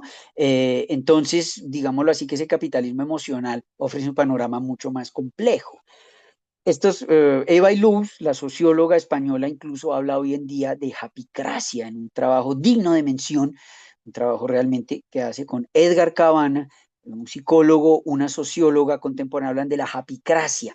Ellos hablan de la dictadura de la felicidad. En el mundo contemporáneo las empresas nos obligan a ser felices y esa felicidad es riqueza. La administración de esa felicidad es riqueza. Se traduce en aumento del capital y concentración del capital, el estímulo de ciertas emociones ligadas a patrones de consumo y a patrones de consumo compulsivo, adicción, bueno, que un poco se ha naturalizado a tal punto. Ojo con esas expresiones, las vamos a retomar en las sesiones que quedan de este curso. Repito, capitalismo emocional, capitalismo estético, donde ya no se vende un producto, se vende un estilo de vida, se vende una cultura, se vende un modo de ser en el mundo, se vende una creencia, lo que menos importa es el producto como tal. Si uno compra un iPhone, lo que menos importa es la funcionalidad del producto. Más importante es la estética, dice Lipovetsky, un referente que me parece esencial y obligatorio para hablar de criminología contemporánea, ¿sí? La dimensión estética del consumismo, la dimensión estética de los aparatos de dominación, ¿sí? Cuando Luis Althusser, en su momento en los años 70, Luis Althusser, desarrollando todas estas ideas que estamos presentando hoy, hablaba de aparatos ideológicos del Estado, donde agrupaba la educación, principalmente la religión, la educación, los partidos políticos en general como mecanismos ideológicos, ¿no? No vivió digámoslo así, esta inundación propagandística, comercial, la mercantilización de la vida que denuncia el capitalismo estético, ¿sí? Es la belleza del producto por encima de su funcionalidad lo que vende, lo que estimula, lo que engrasa los mecanismos del sistema productivo. Lo que menos importa es que el aparato sirva o no, lo que importa es su diseño y la adscripción a una cultura del privilegio, una cultura corporativa del privilegio y de la aceptación y manipulación emocional del consumidor. De ser ciudadanos con derechos, con capacidad, pasamos a ser consumidores. Eso parece obvio, pero es que los consumidores son clientes y los derechos fundamentales, fíjense, los derechos fundamentales se mercantilizan, se trafican. Quien no tenga acceso a ciertos recursos y a cierto capital, sencillamente no puede materializar esos derechos. La educación, o por supuesto, por ejemplo, es evidente, la vida y los servicios de la salud y la salud pública desaparecen en favor y en general de un masivo proceso de privatización. Es, digamos, el diagnóstico que presenta y que nosotros aquí estamos ligando y relacionando, tendiendo un puente con el capitalismo estético y capitalismo emocional. Una criminología con los ojos abiertos, una criminología de verdadero alcance crítico debe entender cómo se dan estos procesos, que son procesos ya culturales. Yo les había dejado, si recuerdan, hace un par de sesiones en el chat, el libro que se volvió un clásico, digamos, se volvió un referente obligado, es Unleashed Cultural Criminology. Cultural Criminology Unleashed, la criminología cultural desatada, decía, desatemos esas fuerzas críticas que alimentan la criminología y que habían sido, digámoslo así, domesticadas o doblegadas por el paradigma maximalista dominante, maximalismo penal me refiero, y la ideología de la defensa social, y los peligrosismos y el derecho penal de enemigo, todas estas nociones, entonces buscan ser superadas aquí por una criminología de raigambre cultural, la criminología cultural, con dos diferentes variaciones. ¿Sí? Entonces, dejo aquí estas ideas, pero las vamos a retomar, las de criminología, digámoslo así, económica, white collar crime, en contextos de capitalismo emocional, de manipulación emocional y en contextos de capitalismo estético. En la estetización, corrijo, de la vida. Gilles Lipovetsky había precisamente señalado eso. Es la estetización no solo de la fase final del proceso productivo, sino de todo el modelo, la estetización de esas características. Entonces el cálculo racional pasa a un segundo plano. El cálculo racional en los procesos económicos que sigue existiendo, por supuesto, si no pensemos en datos y metadatos y en cómo se racionalizan cada vez más y se tecnifican, digamos, esta ingeniería y esta minería, se dice hoy en día minería de datos y metadatos, pero siempre presentados con una máscara de tipo estético, que busca incrementar el consumo. Bien, entonces, volvemos aquí a la diapositiva en su segunda parte. El idealismo, digamos, ya se denunció el idealismo del marxismo en cuanto a la llegada con natural de la revolución que transformaría el sistema. Fíjense, de acuerdo a Marx y Engels, las fases del proceso productivo eran algo natural y obvio. Del comunismo primitivo, decían ellos, Marx y Engels, sobre todo en el manifiesto del Partido Comunista, pero en general a lo largo del Capital y la crítica de la economía política, a estos largos y densos volúmenes, ¿sí? Seguiría un modelo esclavista ejemplificado en la Roma y Grecia clásica, Roma y Grecia antigua, modelos esclavistas de producción, al cual seguiría fatalmente un modelo feudalista, un tercer modelo de producción, ¿sí? Al cual seguiría un modelo capitalista, que es en el que estamos, y de este modelo fatalmente e inexorablemente vendría el socialismo y por último el comunismo, donde se superarían las desigualdades, se eliminaría la explotación del hombre por el hombre completamente, se alcanzaría el potencial humano y reinaría no una ideología de la competencia y del individualismo exacerbado, propia de los modelos capitalistas burgueses, decían ellos, la ideología burguesa individualista, apoyadas en textos como La riqueza de las naciones de Adam Smith y esta idea que no deja de ser un poco fantasmal y espectral de la mano invisible del mercado, autorregulando el mercado, la ley de la oferta y la demanda, autorregulando quiere decir sin intervención del Estado o con mínima intervención del Estado. Esta línea de ascenso ideológico sería cuestionada por este realismo de izquierda. Es decir, resumo, no estamos fatalmente condenados a una progresión histórica de estos diferentes modos de producción. Insisto, del modo de producción del comunismo primitivo, modo de acumulación, dice Marx, ¿no? Acumulación de capital, acumulación de la riqueza encarnado en modo de producción. seguido por el esclavismo, el feudalismo, el capitalismo, el socialismo, hasta llegar al comunismo. No, esto no es así, no hay una ley inherente a la historia.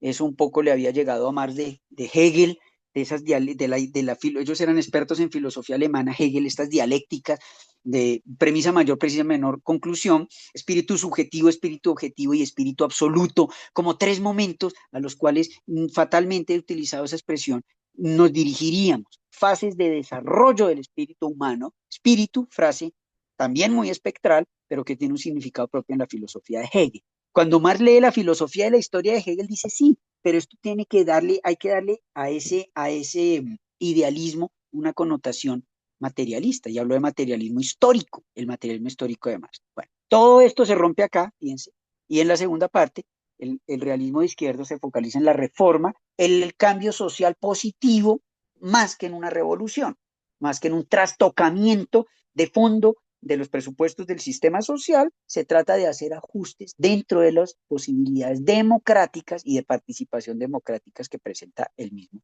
sistema. Bueno, no vamos a alcanzar a profundizar en las teorías feministas, que son claves. Si alguien tiene un interés, me lo dice, perfectamente podemos explicar, compartir, generar bibliografía, compartir bibliografía, etcétera, pero pues ya lo habíamos mencionado, el caso del feminismo, eh, eh, el caso de la racialidad, o los componentes de racialidad, que están muy ligados, fíjense ustedes, a los colonialismos y neocolonialismos. En teoría social, ustedes han visto, hay varios giros.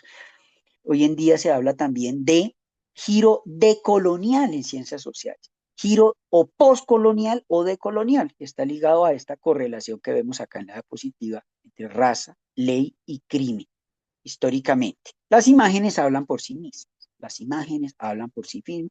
Fenómenos endémicos, estructurales de esclavitud, la diáspora, dicen los expertos en estas teorías raciales, la afrodiasporicidad y siglos de opresión que son, digamos, borrados de un plumazo en un discurso como el de Donald Trump. ¿Sí? Si recordamos en este punto, la 12ª y 13ª enmienda de Estados Unidos, a la Constitución de Estados Unidos, que sirve como modelo para hacer la crítica a esta institución, esta perniciosa institución jurídica y a este delito de alcance masivo que fue la esclavitud y que se reproduce hoy en día con otros acentos, específicamente en las maquilas y en otros escenarios. Bueno, si volvemos a las 12ª y 13ª enmienda de la Constitución norteamericana, que tuvo que esperar una guerra civil donde cientos de miles de personas murieron, la guerra del norte y del sur, la guerra civil en Estados Unidos de los estados del norte, que abogaban por la abolición de la esclavitud contra los estados del sur, y los intereses esclavistas de las grandes plantaciones del sur de Estados Unidos, que batallaron estas últimas por defender y mantener unas condiciones de esclavitud. Bueno, faltó una guerra civil para transformar esto y para que apareciera una enmienda de la Constitución de Estados Unidos, que es importante porque fue el modelo para principios constitucionales en nuestros países posteriores a la independencia, a la revolución de independencia, es decir, en la configuración del Estado moderno y del Estado-nación en todo el continente americano y en el mundo, es un antecedente. La revolución de independencia de Estados Unidos y todo el proceso político estadounidense. Incluso, aunque le parezca a uno extraño, la Revolución Francesa bebió de las fuentes. Primero fue la revolución de las 13 colonias norteamericanas, la revolución de independencia de los Estados Unidos de América, cuyos principios precedieron a los de la Revolución Francesa. Allá en la Revolución Francesa, Robespierre y los otros grandes líderes, Danton, etcétera, la Revolución Francesa se inspiró en el movimiento emancipatorio estadounidense, norteamericano. Por eso estas imágenes y por eso recordamos la institución de la esclavitud y la importancia que tiene que la enmienda número 13, decíamos, haya otorgado la personalidad jurídica a todos los miembros de la raza humana, especialmente a la población afroamericana y afrodescendiente. No es nada obvio, no es nada obvio, dado la continuación de políticas segregacionistas y de violencia racial en Estados Unidos hasta el día de hoy.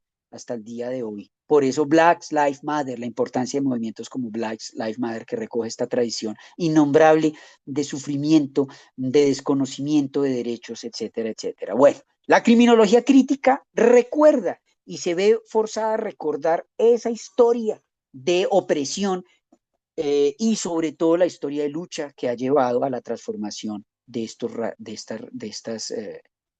racismo estructural del sistema político norteamericano. Todo esto lo recoge la criminología crítica. Aquí hay unos ejemplos específicos para el caso norteamericano. Claro, Brandon Sullivan, el criminólogo que elaboró este material pedagógico. Siempre agradezco y doy el crédito, ¿no? Estas diapositivas no las he elaborado yo, claro, damos el crédito, estamos haciendo un uso pedagógico, un uso didáctico, educativo de un material hecho por el doctor y criminólogo Brandon A. Sullivan, quien es el que está haciendo este resumen, digamos, en particular. Aquí está otras imágenes muy fuertes, no incluye otras, digamos, más explícitas, pero en general los procesos de exclusión masivos, la justificación racial. Esta imagen del centro no necesita explicación, no solo porque hable por sí sola, sino porque el horror que despliega, pues excede, ¿no?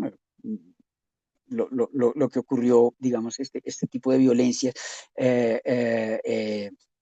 Voy a saltar por cuestiones de tiempo, pero creo que ustedes saben de qué estamos hablando acá, hoy en día en particular, en estos conflictos raciales contra la población afroamericana en Estados Unidos. Pues bien, la criminología crítica bebe de todas estas fuentes, de todos estos estudios de segregación y de violencia racial, y propone una justicia racial, ¿no? Fíjense algunos de los principios de este modelo. Neutrality, respect, trustworthiness, and voice. All are given a chance to tell their side of the story. Darle una voz, escuchar a las víctimas, escuchar su relato. Incluso cuando se trata de siglos de violencia, siglos de exclusión, siglos de exterminio, de aniquilación, y lo que el Código Penal acoge con el nombre de genocidio. Neutrality, arriba, decisions are unbiased and guided by transparent reasoning. Unbiased significa no sesgado o imparcial, unbiased, transparent reasoning. Respect, igualdad, respeto y dignidad. And trustworthiness, decision makers convey trustworthy motives about those impacted by their decisions. Confianza, la construcción de escenarios de confianza digamos, en los escenarios de justicia restaurativa. Bueno, para ir cerrando hoy, miremos algunas críticas a estas teorías que hemos presentado muy sumariamente. Implicaría un desarrollo posterior, pero esto es apenas una esquematización. Unrealistic solutions and idealistic. Esta idea de que siempre se le criticó sobre todo a Marx, ¿no? De que en el fondo la naturaleza humana es solidaria y que falta abrir los ojos, salir de la alienación, decía el alienación, la diferencia entre conciencia de sí y conciencia para sí, es decir, que la clase trabajadora, si cobrara conciencia de la explotación que sufre, rompería sus cadenas. La famosa internacional socialista, bueno, todo esto parece muy idealista hoy en día, porque, y más en contextos hiperindividualistas del capitalismo avanzado y el capitalismo postindustrial, del capitalismo emocional y del capitalismo, digámoslo así, de la inteligencia artificial, del mundo de la inteligencia artificial, es decir, del panóptico digital. Hemos hecho análisis, hemos propuesto esa categoría del panóptico digital. No hay una solidaridad inseparable, iba a decir propia, inseparable de la naturaleza humana. Eso sería idealista, dice acá. Segundo, ignore real harm caused by street crime. Hay daños reales, en todo caso, causada, así sea, unos daños menores, por la llamada delincuencia callejera, el street crime. Por contraposición, ojo, el street crime al white collar crime, o al delito de cuello blanco. Tercero, how do same oppressive forces impact behaviors in different ways? Cómo estas fuerzas, digamos, opresivas, impactan comportamientos de formas diferentes. No todos los, digámoslo así, que sufren daño y sufren crimen se convierten en criminales. ese círculo vicioso de la criminalidad, donde si yo he sufrido opresión, marginación, explotación, voy a convertirme o puedo desarrollar, tengo la virtualidad o la potencialidad, es mejor, la potencialidad de reproducir esa violencia. No sabemos, impacta diferente. Nuevamente, too ideological rather than theoretical and prone to conspiracy. Fue ser dada a la conspiración, a las teorías conspirativas, muy ideológicas, etcétera, etcétera, ¿no? No, como tal, digamos, el análisis bien. Estas críticas, por supuesto que también son críticas que no responden a contextos de casos específicos, como el que estamos presentando acá, casos específicos de daño corporativo. Recuerden que aquí mencionamos con gran detalle la relación que se ha dado en el caso Coca-Cola en delitos, entre delitos ambientales en la India, en México, aquí en Colombia, aquí cerca de La Calera, para hablar de un contexto geográfico específico y concreto por parte de Coca-Cola en Chingaza, el Parque Nacional Natural Chingaza, apropiando, privatizando recursos hídricos comunes o públicos, privatizándolos, bueno, y en los otros casos mencionados, causando daño ecológico concreto, destrucción de los ecosistemas, pérdida de la biodiversidad, desertificación con ese, es decir, el daño concreto de fuentes de acuíferos y daños ecológicos específicos. En esos casos concretos habría que volver a reinterpretar todos estos discursos que hoy hemos presentado. Volvamos aquí un poco a los principios estos de la teoría marxista clásica y también a las críticas estas que están acá, que estamos resumiendo y que se resumen en esta diapositiva. Y más cuando recuerden también, para volver al caso Coca-Cola, se logró comprobar el vínculo entre el asesinato sistemático de sindicalistas acá en Colombia por parte de grupos armados ilegales, grupos paramilitares, pagados y sostenidos por la empresa Coca-Cola.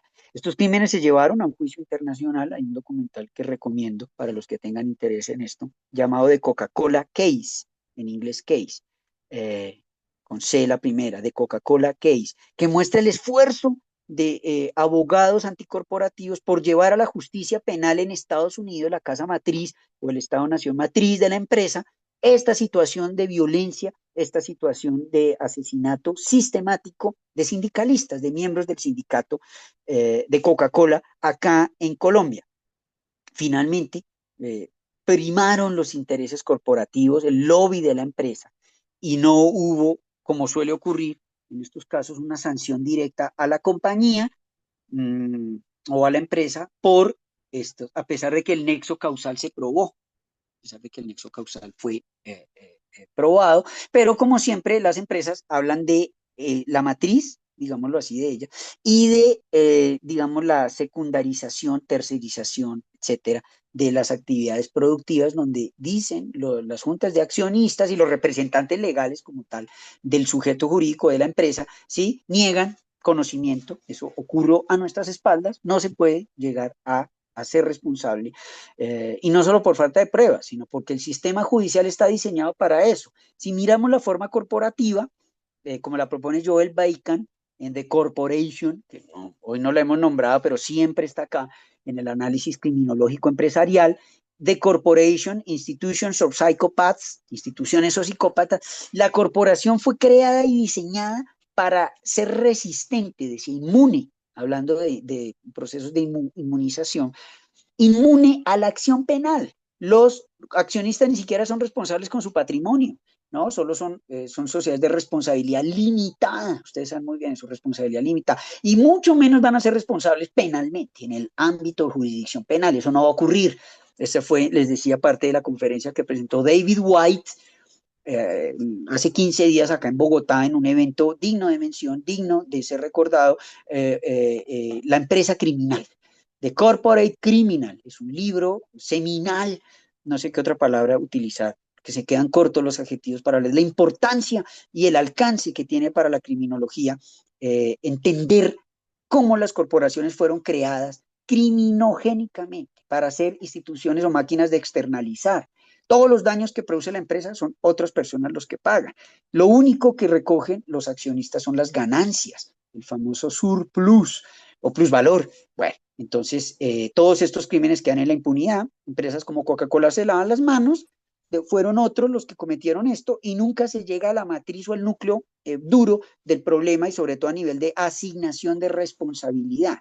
Por eso, una teoría de corte marxista hoy en día debe recibir el apoyo, digámoslo así, la mirada de la sociología, la comprensión de prácticas de consumo, ¿no? Ligadas a estas tendencias de aquí están, de las teorías del conflicto que en diferentes ámbitos buscan expandir la mirada tradicional de la criminología o incluso ir más allá del suelo epistemológico que desde la criminología del Lombroso, incluso de Cesare Beccaria, si vamos a ir a esa instancia anterior, la escuela clásica, que no es solo de criminología, ustedes saben, sino sobre todo es del derecho penal mismo, en cabeza de César Beccaria y los primeros ideólogos, los primeros padres del derecho penal moderno, humanitario, la aproximación jurídica al crimen, los principios de proporcionalidad, etcétera. Todo esto finalmente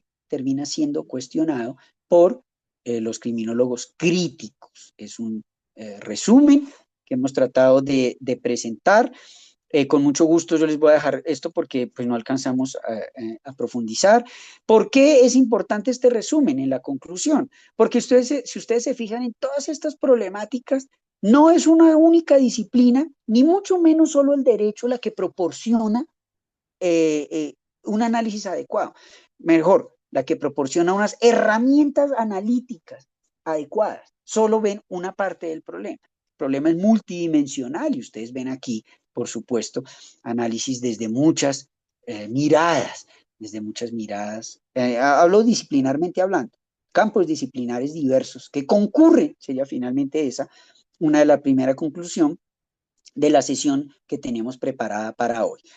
Concurren diferentes campos disciplinares en esta crítica del derecho penal como ideología, como algo desigual, como una instancia de reproducción de la desigualdad. Bueno, quería hablar, pero lo vamos a dejar, vamos a dejar propuesto ese tema en el curso para la siguiente sesión, que en esta propuesta que ustedes han hecho de que sean no de 1 hora, sino de 2 horas, vamos a mirar las fechas, la noción del capitalismo de desastre de Naomi Klein, que es una versión interesantísima, ¿no? Que analiza el comportamiento criminal del sistema económico y de los privilegiados de ese sistema económico. La llamada doctrina del shock de Naomi Klein, que además hace poco hizo otra presentación muy reciente de estos principios de capitalismo del desastre. Cuando dice desastre, ella se refiere a la pérdida masiva de vidas en desastres naturales. Esto solo lo voy a dejar enunciado. Tenemos 4 minutos para ir cerrando. Y en desastres orquestados por el sistema, como una guerra, o como las dictaduras militares del Cono Sur, que para Naomi Klein constituyen la génesis en los años 70 y 80 del experimento neoliberal, que para ella no deja de ser un experimento ecocida por la destrucción, el cáncer del medio ambiente, y también genocida por la pérdida de vidas humanas y la violación masiva, sistemática de derechos humanos por parte de las dictaduras del Cono Sur. El experimento de neoliberalización a ultranza de la economía en Chile primero, con el golpe de Estado del 11 de septiembre, recordemos, pero no en 2001, sino el 11 de septiembre de 1973. La caída del régimen de Salvador Allende, régimen constitucional democrático, cuando tomó el poder el dictador Augusto Pinochet Ugarte. Augusto Pinochet Ugarte. Los que tengan interés en esto, hay una película absolutamente maravillosa en Netflix llamada El Conde, una película El Conde, que muestra la vida. Además una película con un toque fantástica, muy apropiada para esta época del año, porque allí Augusto Pinochet es presentado como vampiro, no solo una metáfora, como la usó Carlos Marx en su análisis del capitalismo vampírico, que se apropia de la vida de los trabajadores, que él decía es como el capitalismo es vampírico en su esencia. El modo de funcionamiento del capitalismo ¿sí? Como modo de producción, es vampírico, se apropia de las energías vitales de los trabajadores, acapara la riqueza, monopoliza del plusvalor o la plusvalía, el surplus, y bueno, sino que en la película es literal. Augusto Pinochet es un vampiro, entonces combina aspectos del género de horror que puede parecer irreal, fantástico, pero ustedes ven esa película de Pablo Larraín que no me canso de recomendar, que nos puede servir. En la siguiente clase vamos a comenzar con el capitalismo de desastre, Naomi Klein, el caso chileno, la llegada al poder de Augusto Pinochet, en la que perdió la vida el presidente de Chile, Salvador Allende. Hay muchos documentales antes de esta versión, digamos, tragicómica, metafórica, que es El Conde. No olviden esto, la película El Conde que estamos recomendando. El mismo Pablo Larraín había hecho una serie de documentales extraordinarios, ganadores de infinidad de premios internacionales, agrupados en el nombre La Batalla de Chile, lo llamo así, La Batalla de Chile. La llegada del neoliberalismo mediante la dictadura militar apoyada, por supuesto, financiada y en buena medida orquestada en Estados Unidos por un organismo como la CIA, la Central de Inteligencia Americana, la CIA. Y luego viene el caso argentino, que analiza Naomi Klein, luego se mueve a Inglaterra con The Iron Lady, la famosa dama de hierro, Margaret Thatcher. Son los puntos de inflexión, la guerra de Irak, la caída de las Torres Gemelas, el COVID-19, la pandemia del COVID-19 como otra prueba del llamado capitalismo de desastre o doctrina del shock, ella lo denomina así. Bueno, yo creo que con estas nociones ya yo tengo un minuto para las 8.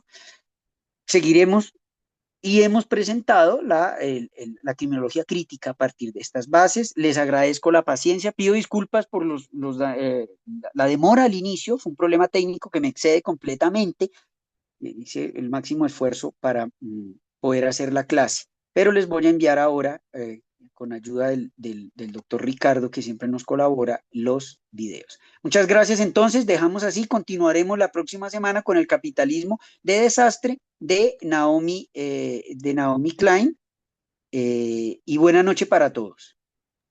Gracias, profe, igual. Gracias, profe. Feliz noche para Muchas usted. gracias, profesor. Feliz noche a todos. Que tenga buena noche. Muchas gracias.